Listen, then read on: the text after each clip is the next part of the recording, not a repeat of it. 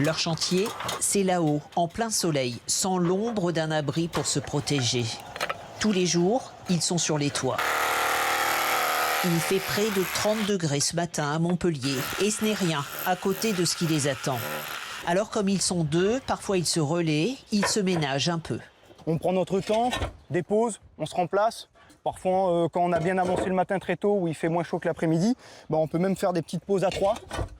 Souvent, quand la chaleur le permet, on va tout envoyer jusqu'à midi. Et parfois, on arrête à midi. Ça va aller ? Oui. Ils sont bien conscients du danger. Ils nous parlent du jeune couvreur décédé il y a 3 semaines dans la Drôme, probablement d'un violent coup de chaud. Ils font tout pour éviter d'atteindre leurs limites. Ils boivent 2 à 3 litres par jour et ils se mouillent le plus souvent possible. Ici, ces charpentiers continuent malgré 33 degrés cet après-midi.